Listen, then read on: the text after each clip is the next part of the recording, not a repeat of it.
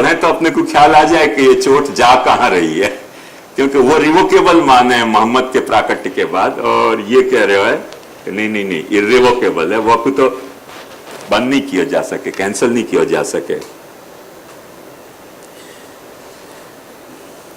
सो irrevocable concrete historical manifestation, भगवान की कृपा को कॉन्क्रीट ठोस और ऐतिहासिक अभिव्यक्ति जीसस क्राइस्ट है। The divine became human in order that human might become divine. परमात्मा भगवान मनुष्य क्यों बन्यो? या लिए कि मनुष्य भगवत्ता हासिल करे। वो डेमोन्स्ट्रेशन भगवान देना चाहते थे। देव जो है वो मनुष्य क्यों बन्यो? या लिए कि मनुष्य देव बन सके, वह को तुम्हारे सामने डेमोन्स्ट्रेशन एक प्रस्तुत कर दिया जाए। वाली उनने भगवान ने साक्षात अवतीर्ण होके मनुष्य रूप धारण किया जीसस क्राइस्ट के रूप में, कि देव मनुष्य बन्यो, जासु की मनुष्य देव बन पावे को आत्मविश्वास हासिल कर सके कि भाई मनुष्य भी देव बन सके। नहीं तो क्या होगा कि मनुष्य या विश्वास के बिना तड़पेगो, भाई कहां देव और कहां हम।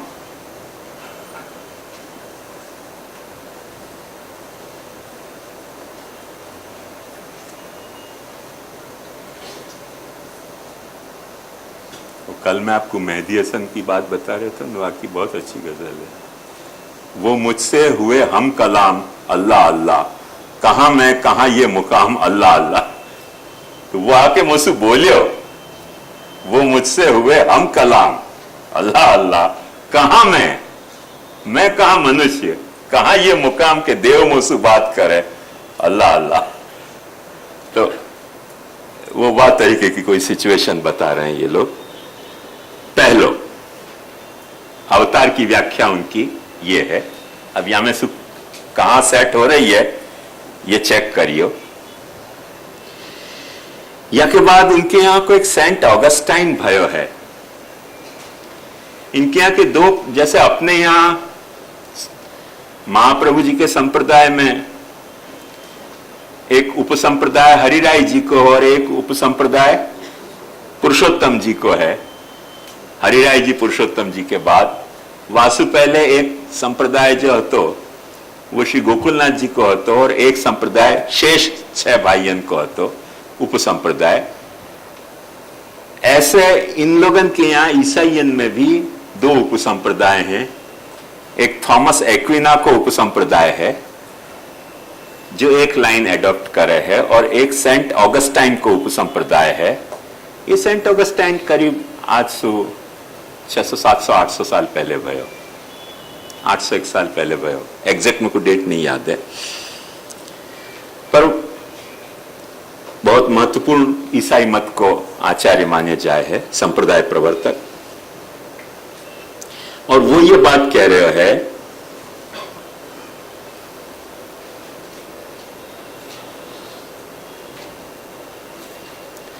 कि मनुष्य को भगवान ने जो बुद्धिमान बनायो, देखो ध्यान से सुनियो, मनुष्य को भगवान ने जो बुद्धिमान बनायो, या अर्थ में मनुष्य भगवान की मूर्ति है, क्योंकि बुद्धिमान भगवान है। भगवान के अलावा बुद्धि और कोई के पास है नहीं, और मनुष्य को भगवान ने बुद्धिमान बनायो, या लिए मनुष्य भगवान की मूर्ति है। ऐसी मूर्ति क्यों गढ़ी भगवान ने? बोले वहां को मूल कारण ये ऑगस्टाइन कह रहे हो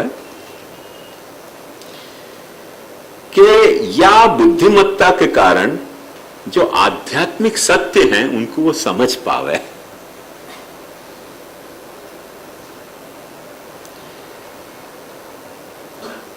और वाकई लिए माने, क्योंकि वह जमाना में इनके यहां दूसरी कोई भाषा पे प्रतिबंध तो, या लिए वो एक शब्द कॉइन कर रहे हो, कैपेक्स डी। कैपेक्स डी को मतलब कि देव होने की कैपेसिटी, मनुष्य में दिव्य होने की सारी कैपेसिटी रखी हुई है। अब नहीं हो तो मत हो, कैपेसिटी है वहां में।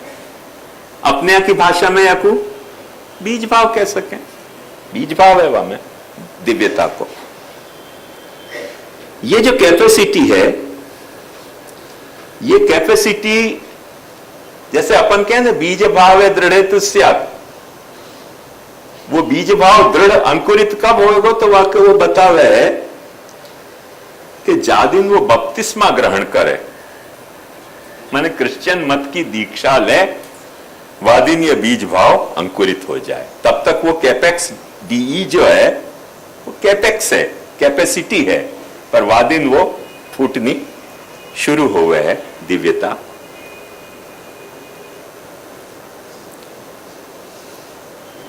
वो डीइफिकेशन माने दैवीकरण, मनुष्य को दैवीकरण अथवा पार्टिसिपेशन इन ट्रिनिटेरियन लाइफ। बपतिस्मा होने से क्या हुआ है, क्रिश्चियन मत की दीक्षा अपन जब लें वह से क्या हुआ है कि जो ट्रिनिटेरियन लाइफ है, माने फादर सन और होली घोस्ट को जो ट्रिनिटी है, वहां में तुम बपतिस्मा के कारण शेयर होल्डर हो जाओ। जैसे तुमने बपतिस्मा लियो तो वह ट्रिनिटेरियन प्रिंसिपल के तुम भी शेयर होल्डर हो जाओ।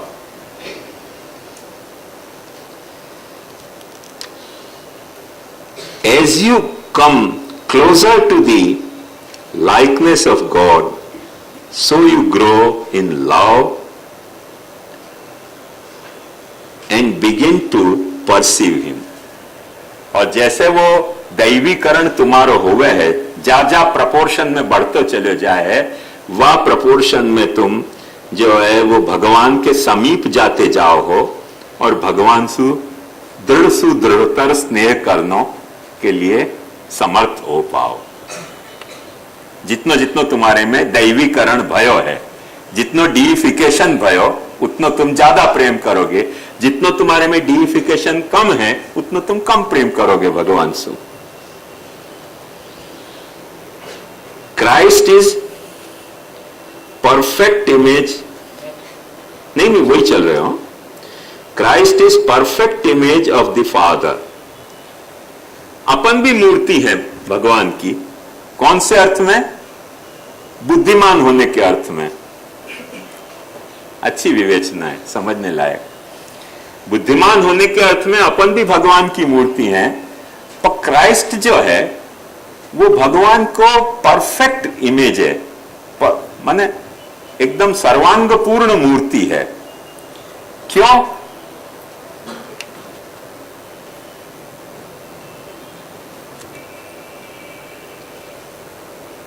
इतनी सर्वांग पूर्ण मूर्ति के तुम को एज गुड एज भगवान समझ सको। माने क्राइस्ट में और भगवान में बहुत तारतम्य खोजने की आवश्यकता नहीं है। मनुष्य जो है वो तो ऐसा परफेक्ट है नहीं।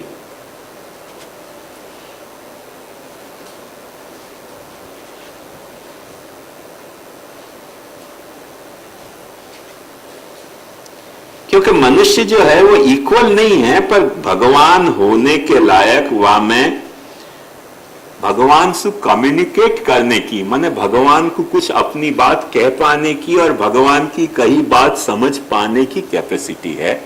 या अर्थ में मनुष्य भगवान की मूर्ति है। लिहाजा कहने का मतलब क्या है कि जैसे खग जाने खग ही की भाषा, चिड़िया क्या बोल रही है वो अपने को समझ नहीं आवे, ऐसे भगवान क्या बोल रहे हो है वो जब तक तुम खुद देव क्या बोल रहे हो, जब तक तुम्हारो दैवीकरण नहीं होगा तब तक देव को क्या वचन है वो तुमको समझ नहीं आएगा। और जब ये कम्युनिकेशन तुम्हारो भगवान से एस्टैब्लिश हो गए हो, वाके बाद वो कहे हैं God, the Christian thereby acts God's love for all creature. और जब तुम्हारा ये तादात्म्य स्थापित भयो भगवान के साथ, तब तुम भगवान को जो जगत के प्रति स्नेह है वो तुम प्रवाहित करने लग जाओ। भगवान को अपने जगत पे, अपने सृष्टि पे स्नेह है। अभी तक तुम अपना स्नेह जगत के प्रति प्रवाहित नहीं कर रहे हो, पर जैसे ही तुमने भगवान को चाहे हो और भगवान के साथ तुम्हारा थोड़ा बहुत भी संवाद भयो, तो भगवान को जो सृष्टि के प्रति स्नेह है, वह स्नेह को तुम सृष्टि के प्रति प्रवाहित करते भय हो जाओगे। तुम्हारो वाक्य बात को जो कर्म है, तुम्हारे वाक्य बात को जो भी कुछ स्नेह को भाव है, वो दिव्य भगवान को कर्म हो जाएगा और दिव्य भगवान को स्नेह हो जाएगा। ओवर। ये कौन सा हो? तो दूसरो,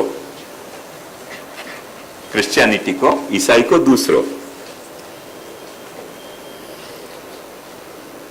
या के बाद एक लोयोला यूनिवर्सिटी है वहां अमेरिका में, वहां को एक अच्छा स्कॉलर है स्टीफन डफी करके,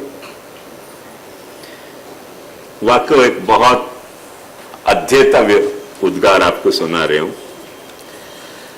the mystery of evil raises for Christian theology a challenge unlike any other. ये जो पाप और बुराई है, ये हमारे धर्म की बड़ी भारी समस्या है। वो कह रहे हो या समस्या के जैसी कोई समस्या नहीं है हमारे धर्म में, पाप और बुराई के जैसी। बेचारा परेशान है, दुखी है।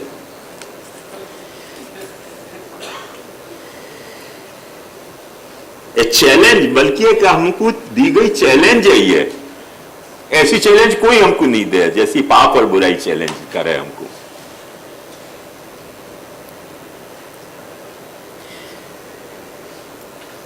क्यों ये चैलेंज है? वहां को कारण वो बतावे कि it suggest that faith ultimately irreconcilable with reason, कि जो श्रद्धा है वहां को तर्क के साथ कोई तालमेल ही नहीं बैठा है। ऐसी भयंकर चैलेंज है। श्रद्धासु ही ये बात समझ में आ सके, तर्क करने जाओगे तो चौपट ही चौपट हो रहे हो। तो श्रद्धा और तर्क को कोई दुनिया में तालमेल नहीं है। ऐसी भयंकर चैलेंज हमारे को कोई दिशा से मिलती हो तो पाप और बुराई के कारण मिल रही है।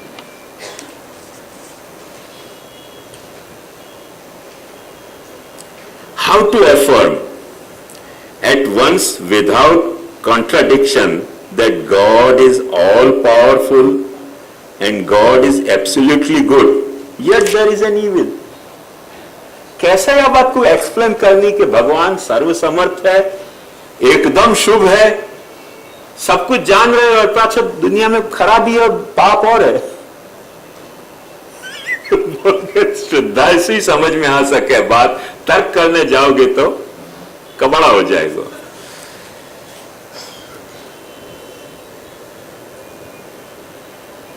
एक बहुत मजेदार स्टेटमेंट, ये कहां जा रहे हो है ये देखने लायक है कि myth weaves stories but wisdom argues. ये जो पौराणिक मिथ हैं, पहले ही अपनी सारे पुराण उनको मिथ कहते थे और माइथोलॉजी कहते थे और बाइबल को हिस्ट्री कहते थे। अब धीरे धीरे उनने बाइबल की स्टोरी को भी मिथ कहना शुरू किया है कि ये सब मिथ है।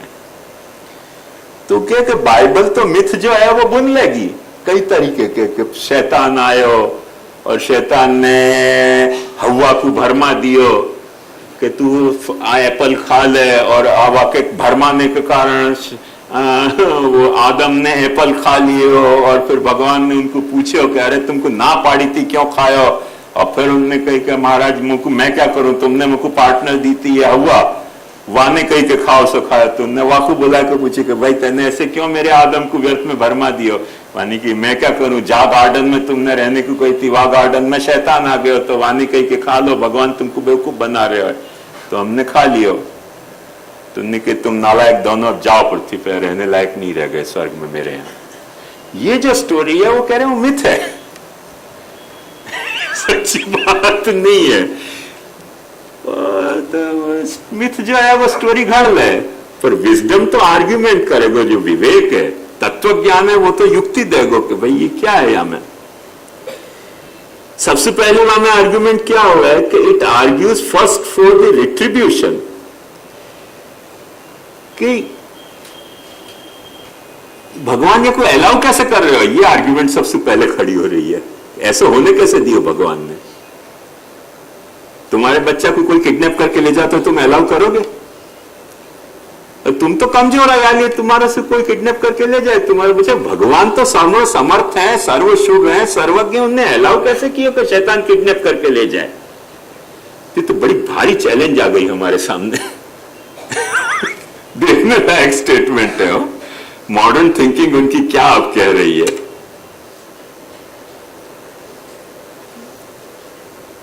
All suffering is a punishment. आदमी दुनिया में जितना कष्ट पा रहे है, उनकी थियोलॉजी ये है, वो तुम्हारे पाप को तुमको दिया जाता दंड है। बीमार क्यों पड़े? कुछ न कुछ जरूर पाप किए होगा। भूकंप क्यों आयो? कुछ न कुछ तुम्हारे पाप होंगे। घर क्यों जल गए? कुछ न कुछ पाप होंगे। बाढ़ क्यों आई? कुछ न कुछ पाप होंगे। युद्ध क्यों भयो? कुछ न कुछ पाप होंगे। ये सब जितनी भी तकलीफें हैं दुनिया की, वो सब तुम्हारे पाप को तुमको दिया जाता दंड है। बात आ रही है ना गंभीरता से समझ में? और सहज संभव है कि ये पाप शायद तुमने नहीं किए हो, तो तुम जहां समुदाय में रह रहे हो वहां समुदाय नहीं किए हो, वाकई ये तुमको भुगतना पड़ रहा है। इंडिविजुअल और कलेक्टिव, नोन और अननोन। ऐसा भी हो सके कि ये पाप तुमको पता ही नहीं है कि तुमने किए हो, और शायद तुमने जान करके किए हो ये पाप। पर ये जो पैनल है, विजन है, जो डिसाइड कर रही है कि मनुष्य ने पाप किया और या कोई या तरीके को दंड दो, ये जो दंड को जो विधान है, वहां में जो डिस्प्रपोर्शन है, मनुष्य विचारों कर करके कितनो पाप करेगा, दंड कितनो बड़ो दियो जा रहा है।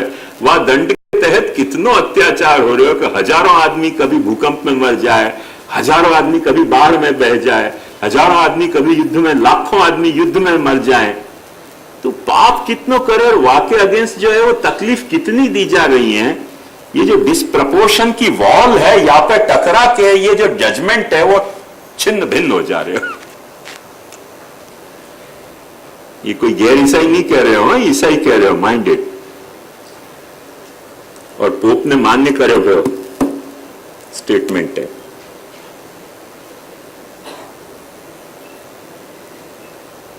Evil is not willed by God। और भगवान चाहे नहीं कि दुनिया में बुराई हो। भगवान ने कभी चाहा नहीं कि दुनिया में कोई पाप या बुराई या दुख हो। He merely permits। भगवान क्या करे कि वो अलाउ करे कि अच्छा पाप हो रहे हो, होने दो, चलने दो, जावा दो नहीं। क्यों? क्योंकि भगवान ने तुम्हारी स्वतंत्रता मान्य रखी है कि तुम स्वतंत्र हो। तुम्हारे में इच्छा स्वातंत्र है, तुम्हारे में कर्म स्वातंत्र है, तुम्हारे में बुद्धि स्वातंत्र है। तो जब तुमको स्वातंत्र है तो तुम्हारे स्वातंत्र में दखल नहीं देना चाहे भगवान, इंटरफियर नहीं करना चाहे। वह स्वातंत्र के कारण तुम पाप कर रहे हो, वह पाप के कारण तुमको दंड मिल रहा है। तो भगवान तुमको दिए भाई स्वातंत्र को छीनना नहीं चाहे है, या लिए तुमको पाप करने दे है। भगवान पाप करवा नहीं रहे है और वापस दंड खाली दे रहे हो भगवान।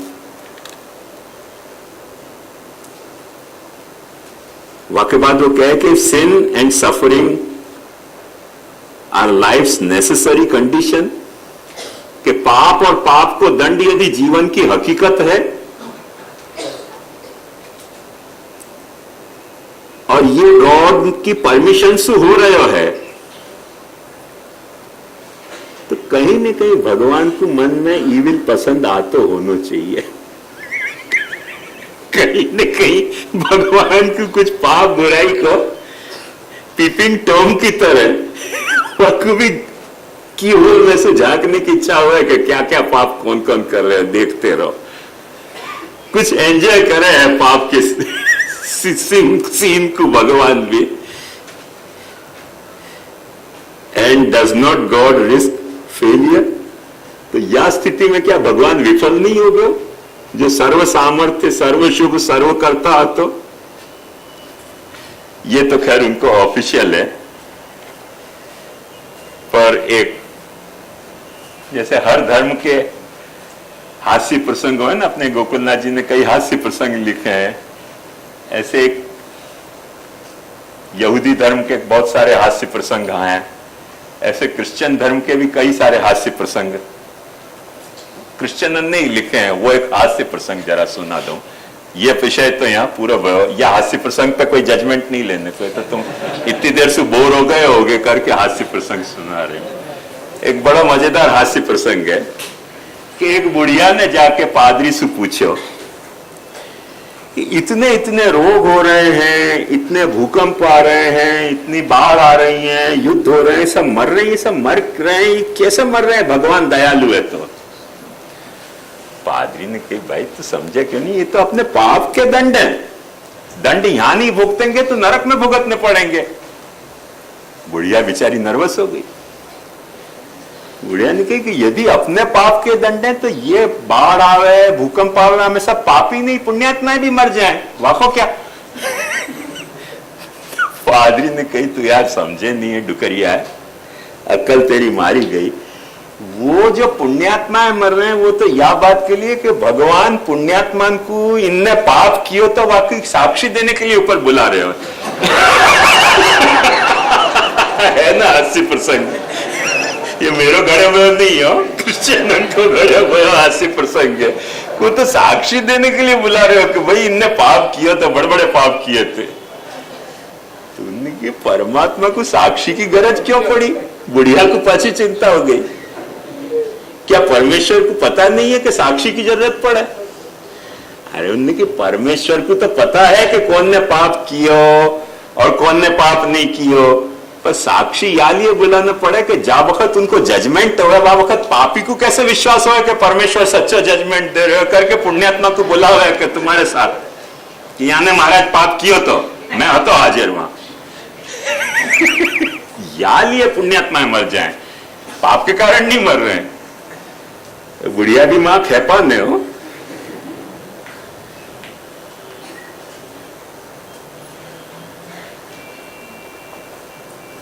तो बुढ़िया ने पादरी को पूछी कि मुझको अब ये बताओ कि पापी है कौन या स्थिति में? क्योंकि जो मर रहे हो, बात कहां से शुरू हुई थी कि जो ये बाढ़ में, रोग में, युद्ध में, भूकंप में मर रहे हैं वो सब पापी हैं।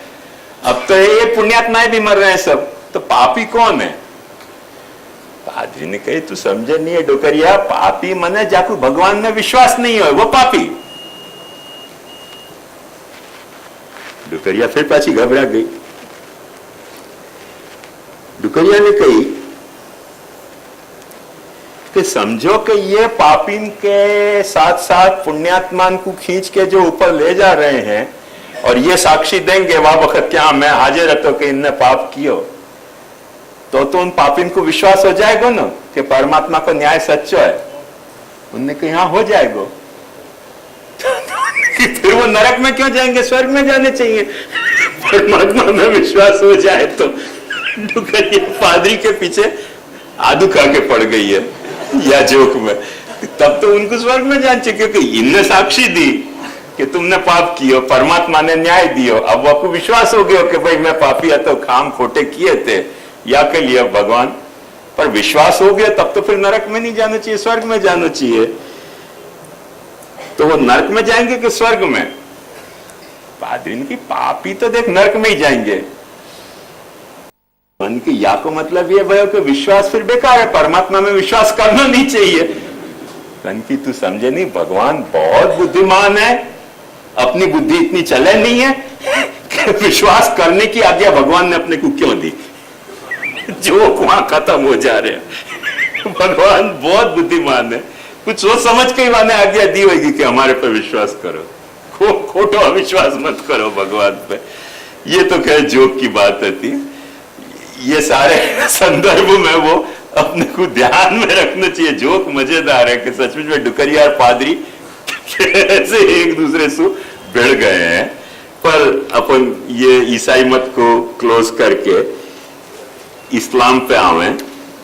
इस्लाम को कुरान एक बात कह है, युवती हिकमत मैयशाऊ, पहलो सूत्र कि भगवान सद्बुद्धि कोई के कोई भी क्वालिफिकेशन के आधार पर नहीं, अपनी इच्छा के आधार पर दे।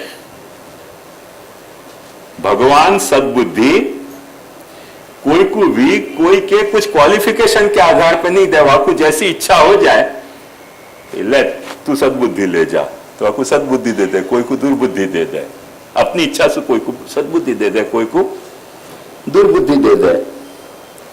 सूत्र एक पूरो भयो। सूत्र दूसरो इस्लाम को भगवान अल्लाह खुद कह रहे हैं कि भाई देखो, एक बात ऐसी है कि वैसे तो मैं सब पे दया ही करूं, जिन पे मुझको गुस्सा आ जाए उनको दंड भी दूं। मैं तो दयालु हूं, सब पे दया ही करने के लिए हूं मैं। कोई कोई पे मुझको गुस्सा आवे तो उनको दंड भी दूं। सूत्र नंबर 2। सूत्र नंबर 3, अल्लाह खुद कह रहे हैं कि मेरे सामने सबसे खराब यदि कोई जीव है, जीवात्मा जो सबसे खराब जाकू मैं मानूं, वो जीवात्मा है काफिर।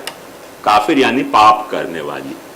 पाप करने वाली से खराब जीवात्मा मेरे सामने और कोई नहीं हो सके। सूत्र नंबर 3।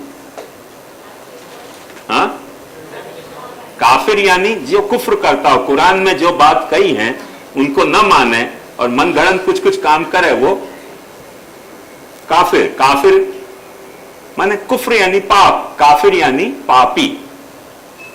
अपन जैसे कुरान की बात नहीं मानते तो अपन सब उनकी निगाह में काफिर हैं। जैसे मूर्ति को नहीं पूजना चाहिए, मूर्ति को पूजना सबसे बड़ा पाप है।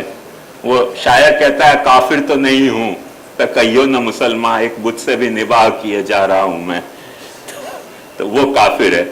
ये जो है, ये आपको मैंने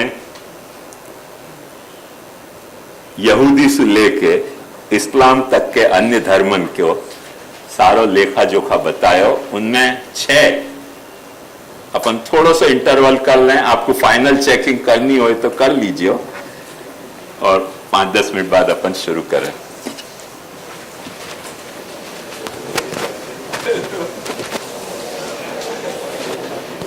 ये आपकी भी परीक्षा है, मेरी भी परीक्षा।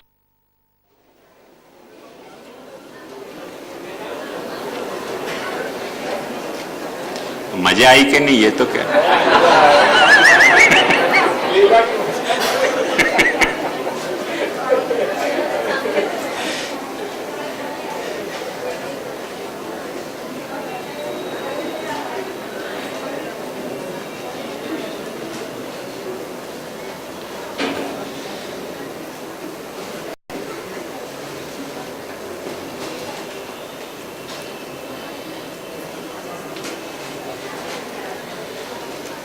देखो, 2 उपाय हो सके। एक उपाय तो यह हो सके कि या मैं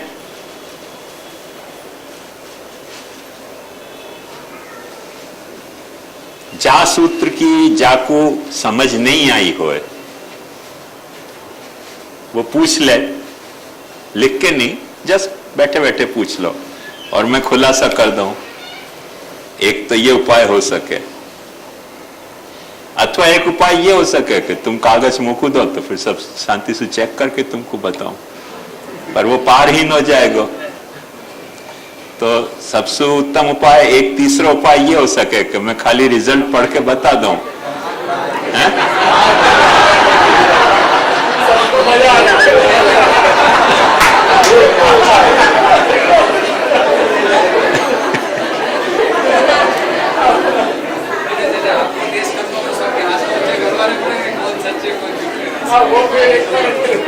पर वहां में सबसे बड़ी तीसरे ऑल्टरनेटिव में डिफिकल्टी मुझको ये लग रही है कि मैं पास भयो के फेल मुझको नहीं पता चलेगा, तुमको पता चल जाएगा कि तुम पास भय के फेल। अच्छा अच्छा, बस तो चलो ऐसे से।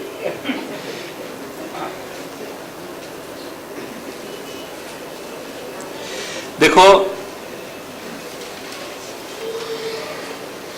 महोदार चरित्रवान और प्राकृतानुकृतिव्याज मोहितासुर मानुष। इन दो नामन में ये छह फैक्टर कैसे काम कर रहे हैं वा बारे में तुमको कोई को कछु संदेह है का? तो वो पहले पूछ लो मुझसे, तो खुलासा अच्छी तरह से हो सके कि इन दो नामन में ये छह जो अपन ने घटक गिना है, सबसे पहलो कि सर्व तादात्म्य, वो मैं निरंतर समझा तो रहा हूं कि सब में सब कछु है। महोदारता के बारे में भी मैंने आपको शुरुआत में ही बता दिया तो कि महोदारता कौन कर सके कि जो विषम होए। मैंने एक एग्जाम्पल भी दिया तो आपको याद हो तो कि बच्चा को माँ बाप बड़े करें, वहां में बच्चा को माँ बाप की उदारता लगे ही नहीं। जब वक्त बच्चा की खुद की इच्छा कोई अगड़म बगड़म काम करने की हो, वहां में एनओसी मिल जाए बच्चन को, तो लगे कि माँ बाप बड़े उदार हैं। वहां के व्यक्तित्व के विकास में जो भी कुछ वो कष्ट उठावे तो वो बाय डिफॉल्ट उनको मिल तो लग रहा है कि भाई हम बच्चा है तो हम पैदा हुए तो खवाएंगे तो सही ना, कपड़ा तो पहनाएंगे तो सही ना, घुमाएंगे तो सही ना, वहां में क्या उदारता करी, तो उदारता नहीं लगे। अब कोई लड़की पसंद आ गई वहां के साथ भागना है, कोई लड़का पसंद आ गया वहां के साथ भागना है, और माँ बाप के अच्छा भले भागो, तो लगे कि हमारे माँ बाप बड़े उदार है। तो क्योंकि वो बाय डिफॉल्ट नहीं हो रहे है, वहां के लिए कोई स्पेशल अपने को एग्जाम्पशन या कंसेशन मिले तो अपने को लगे कि हमारे माँ बाप बड़े उदार हैं। मेरे साथ एक पढ़तो तो लड़का ब्राह्मण तो शायद तो अवधि चतो के कौन होता मुझको एग्जैक्ट नहीं याद है, तो वहां कोई क्रिश्चियन लड़की सु स्नेह हो गया तो वहां के बाप ने को प्रार्थना करी कि भाई साहब मेरे को मेरी जात में रहना है, तो ये उधम करे तो अब मैं क्या करूं। अब वो इकलौता लड़का तो उनकी में शादी तो करनी है, तो उनकी एक काम करियो, तू शादी करके आ जा चर्च में, और मैं तुम्हारा सामान सब जमा के पहले ही जाओ सब फेंक दूंगा आखी जात के सामने के नालायक हो, निकलो हमारा घर थी बाहर, वहां में सब सामान रखे हो लेके चले जाइयो। तो वो कह रहे तो कि हमारा बहुत लिबरल है पेरेंट। जात में अपनी नाक भी रख ली कि बच्चा को भगा दिया, और वहां में सब सामान मैंने उनके नैनीताल जाने तक को भी सब सामान वहां में रखे हुए हो, तो बैग में सब सामान फेंक दियो कि निकल जाओ कहीं नहीं आवा मारे त्या। तो मुझे कहता कि हमारा पेरेंट बहुत लिबरल है। जितने दिन पाल पोस के बड़ो किया वहां में कोई लिबरलनेस लगे नहीं, क्योंकि वो तो अपने को डिफॉल्ट से लगे को तो करना ही चाहिए ना। तो अक्सर ऐसे हुआ है कि माँ बाप की जगह अपन ब्रह्म जो उदारता अपने को प्रकट कर रहे हो वहां में उदारता को बोध नहीं लगे, माँ गिलिंड्री के काम करें और फिर भगवान अपने को दंड नहीं था, अपने को लगे कि बहुत कृपालु है, हे दयाल, हे कृपाल, हे कृपा निधान।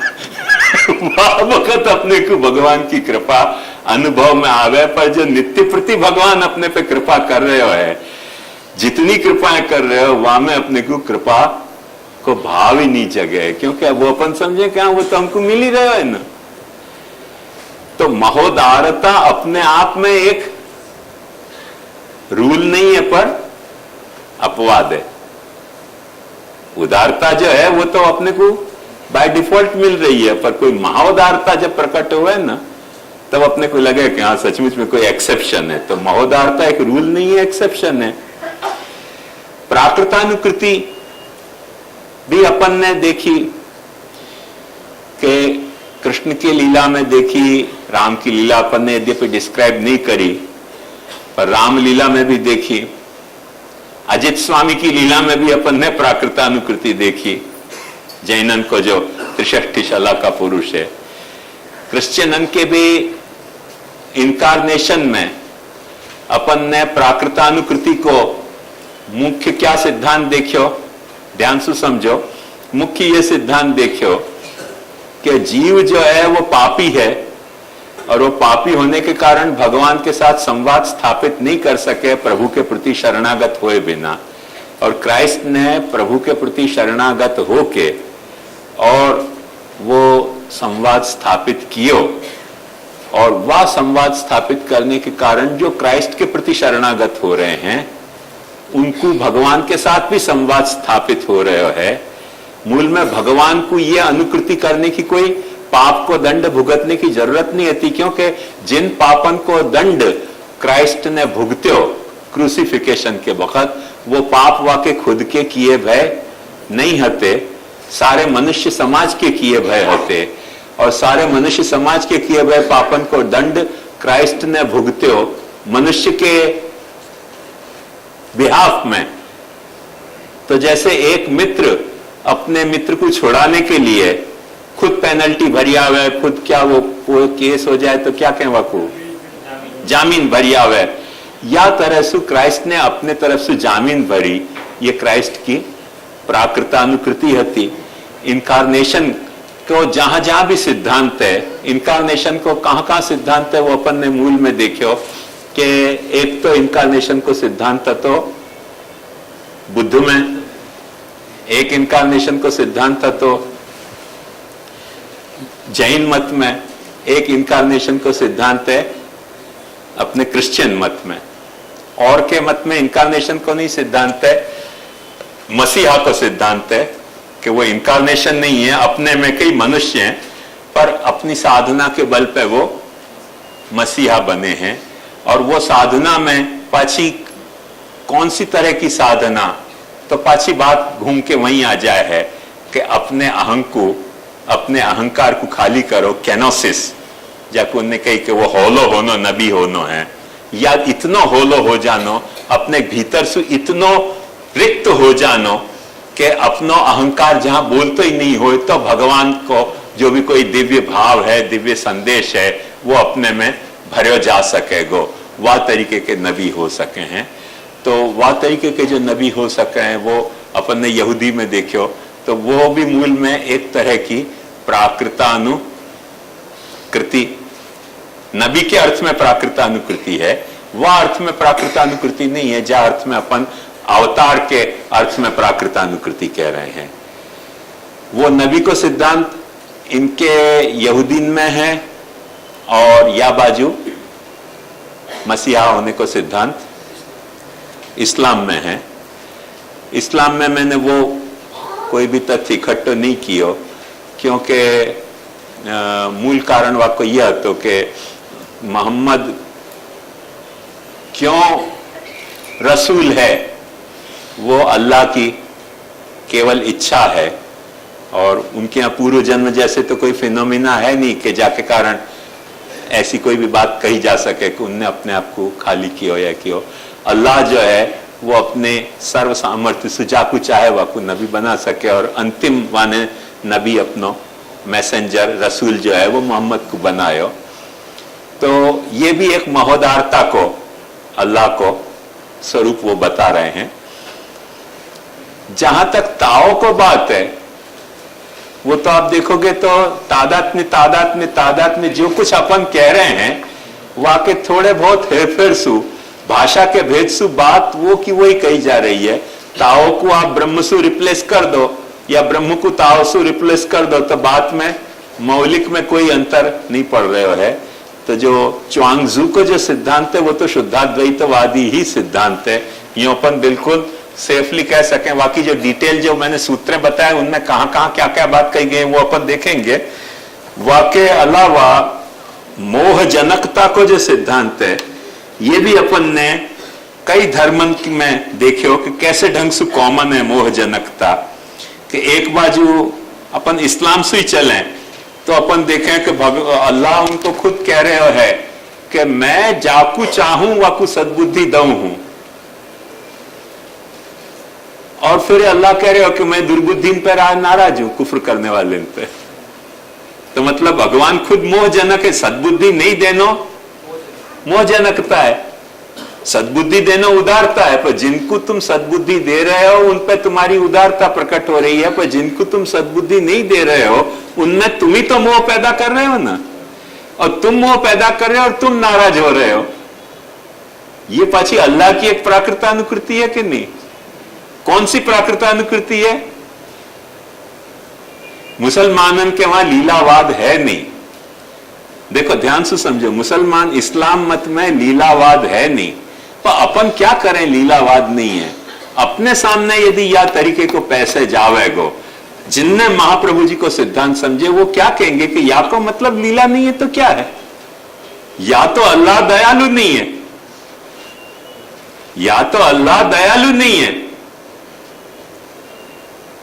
और निष्ठुर है कि कोई को सद्बुद्धि दे रहे हो है और कोई को सद्बुद्धि नहीं दे रहे हो, और व्यर्थ में नाराज हो रहे हो कि मेरे निगाह में सबसे खराब वही जीव है जो काफिर है। भाई पर निगाह, तुम्हारी निगाह में तुमको काफिर पे नाराजगी हो रही है या में कोई बुरी बात नहीं है, पर काफिर काफिर क्यों है वहां का तो कारण कौन है? पाछो बनाने वाला तुमने सद्बुद्धि नहीं दी, वो तुम ही तो हो। अब यदि या के साथ अपने को यह बात स्वीकार नहीं है कि अल्लाह जो है वो सर्वसमर्थ है, सर्वज्ञ है, जो कि कुरान स्वीकार रही है, करीम रहीम है, तो मतलब कंक्लूजन में महाप्रभु जी जो लीला कह रहे हैं वो नहीं आई तो आएगी क्या? जाओगे कहां तुम? यदि तुमने यहां लीलावाद नहीं स्वीकारे हो तो अंत में ईसाइयन की तरह तुमको यह बात स्वीकारनी पड़ेगी कि ये पाप और ये बुराई को प्रश्न जो है वो फिर तुम्हारी और डुकरिया को और पादरी को जो संवाद है वैसे हो जाएगा। भैया हमें कुछ पता ही नहीं चलेगा कि हो क्या रहे हो। जो क्रिश्चियन जोक है वो यही बात को पूरा प्रमाण है कि वो डुकरिया की कोई भी बात को व्यवस्थित जवाब पादरी के पास नहीं है। कारण क्या? लीलावाद नहीं स्वीकारना। अवतारवाद स्वीकारने के बावजूद लीलावाद नहीं स्वीकारना है, वाको ये दुष्परिणाम है। हा? भूले चुके लीलावाद स्वीकार लो, ये सारी बात उनको समाधान धैर्य रखो है। तो ये बात ध्यान से समझो कि महोदारता और मोहजनकता ये दोनों को जब क्लब करके देखोगे ना तभी लीलावाद प्रकट होएगा।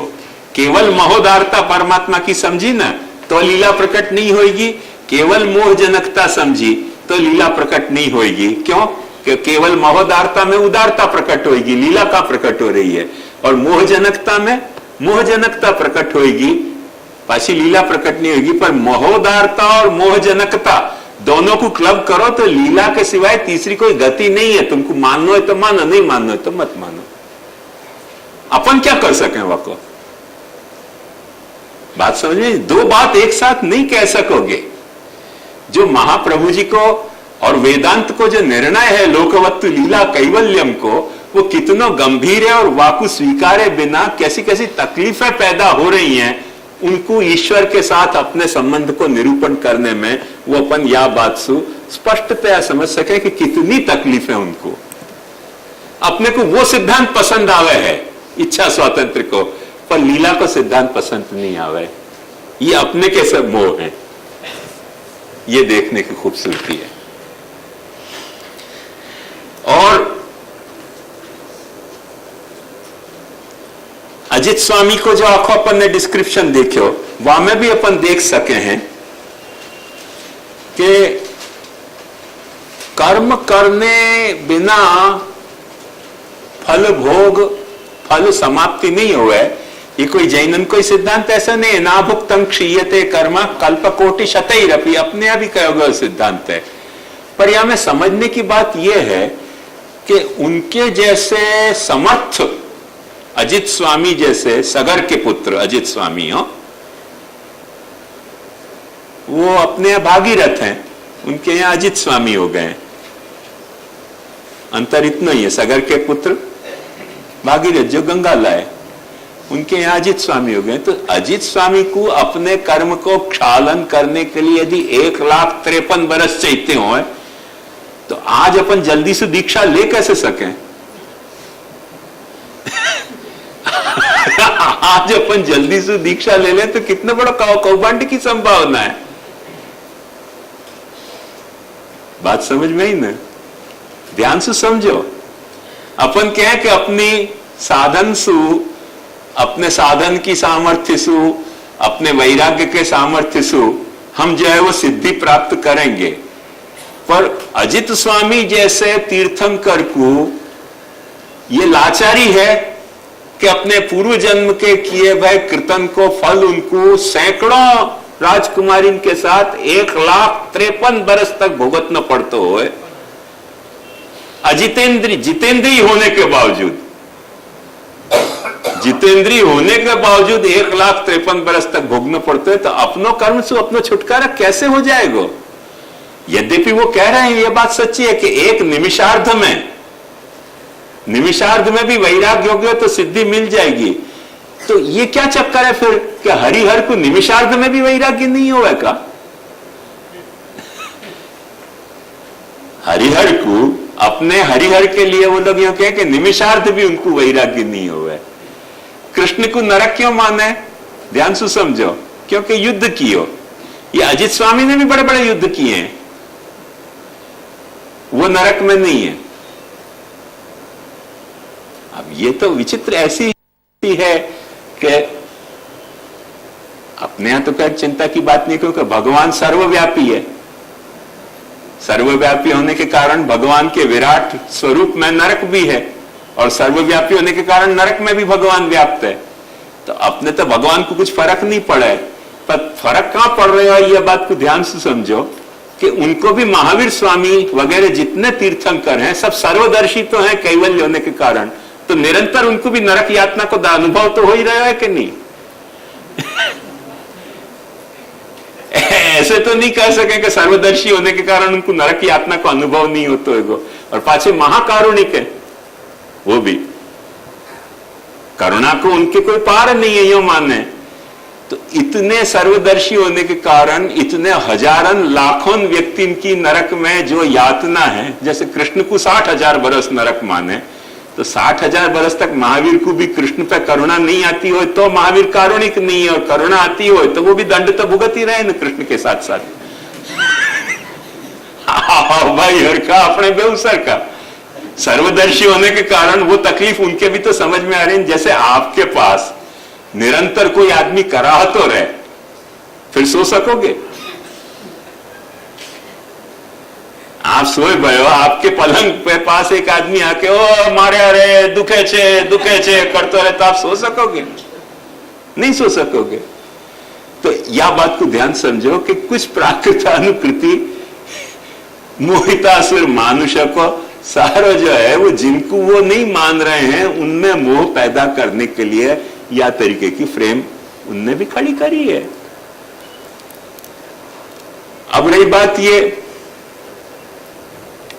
कर्तुम अकर्तुम अन्यथा कर्तुम सामर्थ्य की, तो अपन तो ये बात माने हैं कि कर्तुम अकर्तुम अन्यथा कर्तुम कोई एक क्षुद्र लेवल में, तो वो मैंने निमी के जो दूरबीन के दृष्टांत से बता दी कि दूरबीन को आप कर्तुम सामर्थ्य से भी देख सको हो, अन्यथा कर्तुम सामर्थ्य से भी देख सको और अकर्तुम सामर्थ्य से भी देख सको। तो छोटे मोटे स्केल पे तो कर्तुम अकर्तुम अन्यथा कर्तुम सामर्थ्य सब नहीं है, कोई परमात्मा में ही है ऐसे बात नहीं, पर अपनी कर्तुम अकर्तुम अन्यथा कर्तुम सामर्थ्य अकुंठित नहीं है। परमात्मा की कर्तुम अकर्तुम अन्यथा कर्तुम सामर्थ्य अकुंठित है। ये एक बेसिक डिफरेंशिएशन है। बाकी अकुंठित सामर्थ्य और अपनी टाइम टू टाइम कुंठाग्रस्त हो जाने वाली सामर्थ्य, या को प्रभेद तो अपने को समझ नहीं पड़ेगा। जो कल मैंने वो उमा के प्रश्न पे बताया तो कि 27 संभावना में से सिर्फ एक संभावना अपनी कर्तृत्व की ठीक लाइन की है, बाकी तो 26 संभावना है। तो परसेंटेज क्या होंगे देख लो, सोच लो। हाँ 27 थोड़ी होएगा,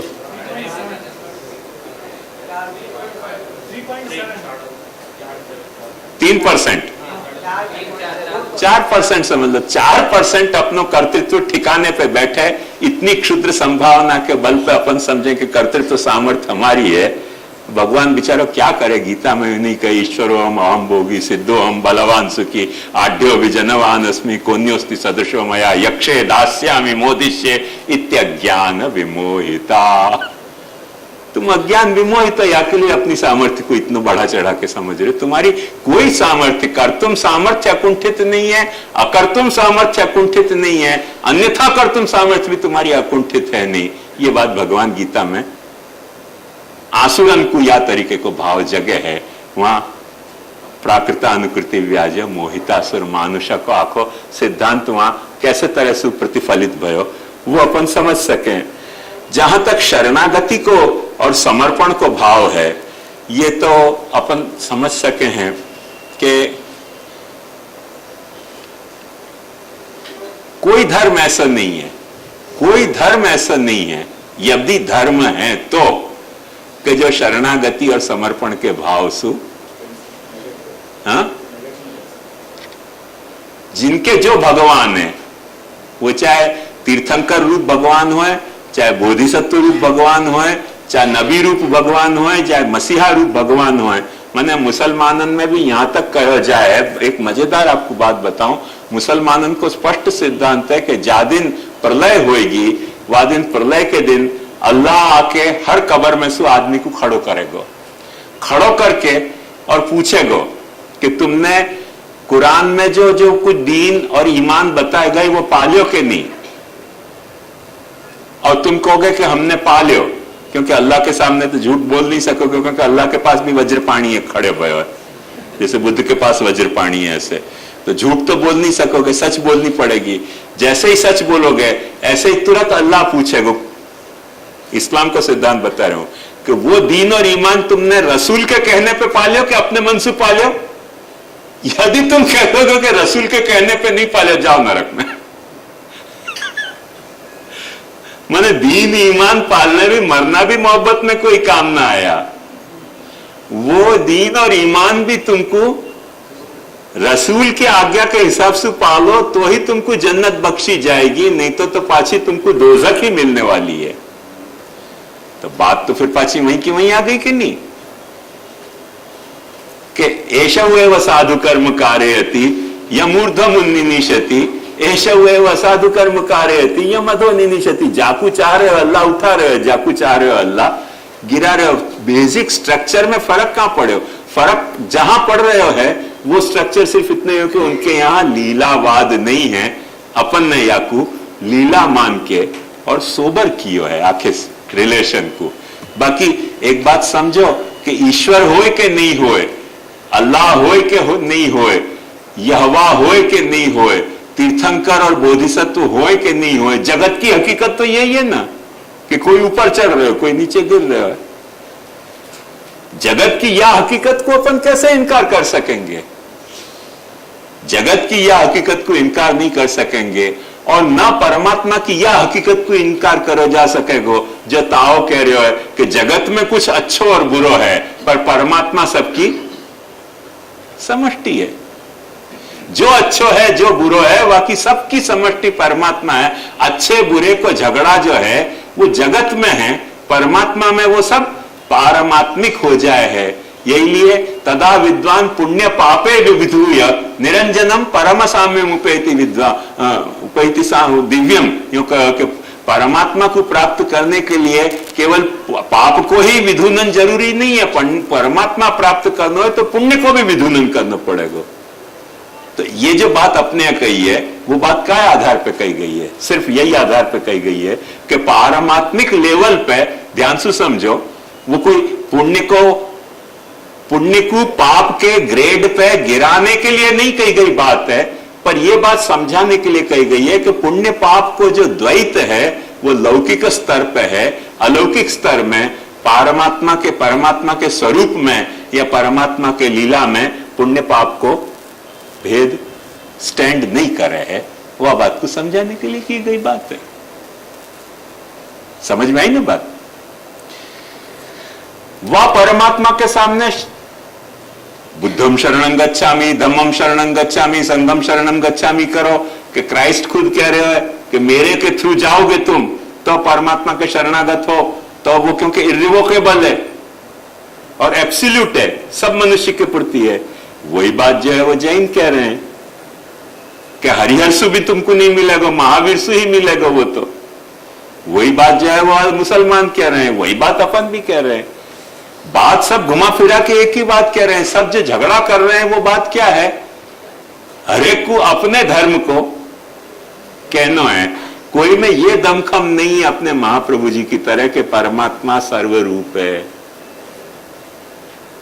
परमात्मा सर्वरूप है। सर्वाणी रूपाणी विचित्य धीरा, जो रे वेद कह रहे हो, सर्वाणी रूपाणी विचित्य धीरा नामानि कृत्वा भी वदन यदास्ते। वो जो तादात्म्य को अद्वैत है वो कहने की सबको हिम्मत नहीं पड़ रही है। सब अपने अपने नाम रूप कर्म को पकड़ पकड़ के वाकु क्या कहें, बिजनेस में करवा लेना पेटेंट। तो सब अपने अपने नामरूप कर्म को पेटेंट करवाने के चक्कर में है। अपनो ऋग्वेद या बात को कह रहे हो कि सर्वाणी रूपाणी विचित्य धीरा नामानि कृत्वा विवदन यदास्ते। सारे रूप सारे कर्म धारण करके वो ही एक ही अनेक रूप से विलसित हो रहे हो है। अपने को जा तरह से विलसित हो रहे हो, अपने को वह तरह से करना चाहिए, उनको जा तरह से। जैसे एक ही पृथ्वी अनेक खंड और अनेक देश में विलसित हो रही है। अपन भारत में रह रहे हैं तो अपन भारत में रहेंगे, जो अमेरिका में रह रहे हैं वो अमेरिका में रह रहे हैं। अपन ऐसे थोड़ी कह सकेंगे कि अमेरिका में रहने वालों जो है वो पृथ्वी पर नहीं रह रहे और अपन ही खाली पृथ्वी पर रह रहे हैं। भाई जब एक पृथ्वी ने अनेक देश अनेक खंडात्मना प्रकट भई है तो जो भी मनुष्य पैदा भयो है वो धरणी को ही तो पुत्र है। माता भूमि पुत्रो हम पृथ्व्या। मेरी मां पृथ्वी है, मैं पृथ्वी को बेटा हूं। बस सीधी सी बात इतनी है। तो ये जो मूल में अपनो जो शरणा वो सर्वनाम सर्वकर्मा सर्व रूप के प्रति शरणागत समर्पण की भावना, वो जो सर्वरूप सर्व भावना है वो महोदार और माने मोहजनक तत्व के प्रति शरणागति और समर्पण की भावना, जो अपनी भावना है वो भावना अपनी कौरलरी में आती भावना है। कोई अंधश्रद्धा से आती भावना नहीं है, न कोई ऐसी भावना है कि जहां में स्पष्ट सांप्रदायिक विद्वेष प्रकट हो रहा है, पर एक तरह को सांप्रदायिक दृष्टि की विशालता प्रकट हो रही है कि अपने में दमखम है कि अपन उनकी बात को समझ सक रहे हैं। अब उनको अपनी बात नहीं समझ में आती हो तो अपन क्या करें? नहीं समझ में आती हो मत समझो। अपन यहां भी तो नहीं कह रहे हैं पाची, अपनी स्टैंड की खूबसूरती समझो महाप्रभु जी के कि या के लिए हरेक को पुष्टि मार्गी बनना चाहिए, हरेक को पुष्टि मार्गी बनना चाहिए। महाप्रभु जी नहीं कह रहे हैं। महाप्रभु जी तो सिर्फ यही बात कह रहे हैं कि हम सबके धर्म को मान्य करने तैयार है, क्योंकि परमात्मा ईश्वरम मतयो यथा, वाकई मैंने सुबोधनी आपको सुनाई और वहां में स्पष्ट देखो कि जितनी भी मति हैं वहां सुबोधनी में महाप्रभु जी आज्ञा कर रहे हैं वो ईश्वर प्रेरित हैं। ईश्वर प्रेरित मति सु ईश्वर के अन्य अन्य निरूपण हो रहे हैं, पर गड़बड़ कहां हो रही है कि ईश्वर ने उनको जा तरीके की मति की प्रेरणा दी, वह मति के भीतर उनने ईश्वर को कैद करना चाहा है। और महाप्रभु जी कह रहे हैं कि अपनो मत ये है कि वह तरीके के मति में भी वो मिले है, वह तरीके मति से भी वाकू समझा जा सके है, पर वह तरीके के मति में ईश्वर को कोई कैद नहीं कर सके है। वो बात महाप्रभु जी ने कहां तक आगे जाके कह दी है कि जो रानी है, जो साक्षात कृष्ण के माने अंग संगिनी हती, उनको भी ऐसा मोह उत्पन्न हो गया कि सिर्फ ये हमारा प्रेमी है और कुछ नहीं है। पर महाप्रभु जी कह रहे हैं कि वो उनको मोह हतो, उनको अंग संग कोई खोटो नहीं हतो, उनको प्रेम खोटो नहीं हतो।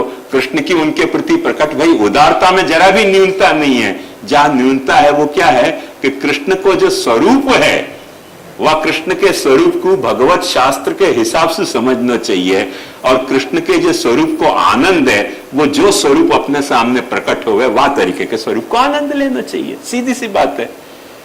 एक बात समझो कि वार्ता में अपने यहां क्या समझाया गया हो कि डोकरी को ठाकुर जी ने बाल भाव प्रकट कियो, डोकरी के सामने बाल भाव प्रकट कियो। ठाकुर जी ने यह भी प्रकट कियो कि मुझको बिल्ली को डर लग रहा है, तो बिल्ली को डर लग रहा है, वह वक्त ठाकुर जी को बिल्ली को डर दूर करने के लिए ठाकुर जी की पीठ थपथपाती, ठाकुर जी के हस्त पकड़ लेती कि डरो मत लालन, बैठी हूं ना यहां, भगा दूंगी बिल्ली को, तो बात बन जाती लीला की। वो लीला की जो बात थी वो बन जाती। वहां वाने भगवत शास्त्र छांट्यो करके ठाकुर जी ने बोलना बंद किया। वास्तव या रहस्य को समझो कि प्रभु जो रूप में अपने सामने प्रकट हो रहे है, वह रूप की मजा नहीं माननी, सर्वरूप मान के, वो एक एक्सट्रीम है। जो रूप में प्रभु अपने सामने प्रकट भयो, जहां मूड को लेके प्रकट भयो, जहां लीला के लिए प्रकट भयो है, वह रूप को रेसिप्रोकेट नहीं करना और व्यर्थ में सर्वरूप है करके वह रूप को अनादर करना, वो महाप्रभु जी के यहां एक एक्सट्रीम गलत है। दूसरा एक्सट्रीम गलत यह है, कैसो, हाँ, दूसरा एक्सट्रीम पे यह गलत है कि वो माने वो रूप खोटो है और माने सर्वरूप ही सच्चो है और ये सब रूप खोटे हैं। और एक बाजू ये कि सर्वरूप खोटो है और जो हमारे सामने प्रकट भयो वो ही सच्चो। ऐसा वाक्य अलावा कोई रूप हो ही नहीं सके। ये दो एक्सट्रीम खोटे हैं। माने वाकी सर्वरूपता में, वाकी भक्त अपने की वार्ता की टर्मिनोलॉजी में सर्वोद्धारकता और भक्तोद्धारकता में, यदि अपन टर्मिनोलॉजी में को डिवाइड करके सोचना चाहते हो तो फिर से एक बार अच्छी तरह से समझ जाओ कि भगवान के भक्तोद्धारक रूप में सर्वोद्धारक रूप छुपे भयो है और भगवान के सर्वोद्धारक रूप में भगवान को भक्तोद्धारक रूप छुपे भयो है। अर्जुन के सारथी में एक विराट छुपे भयो है और विराट के माने विराट की विराटता में अर्जुन और अर्जुन के सारथी दोनों पाछे दिखलाई दिए। वृष्णि नाम वासुदेवोस्मि पांडवा नाम धनंजय। वृष्णि नाम वासुदेवोस्मि पांडवा नाम धनंजय, ले लाके देखो है कि नहीं। तो वो कृष्ण की विराटता में अर्जुन को सारथी छुपे हुए है और अर्जुन के सारथी में कृष्ण की विराटता छुपी हुई है। ये जो सर्व तादात्म्य सिद्धांत है, सिद्धांत को अपन यदि नहीं समझ पाए अच्छी तरह से, और दो एक्सट्रीम सिद्धांत अपन ने पकड़े, डब्बा बंद सिद्धांत कि यदि व्यक्ति स्वरूप है तो सर्वरूप नहीं है, व्यक्ति रूप है तो सर्वरूप नहीं है, सर्वरूप है तो व्यक्ति रूप नहीं, यही सत्यानाश की सारे दुनिया की जड़ है। यही सब सर्वनाश फैलाया, झगड़ा फैलाया है, या फैलाया है, याने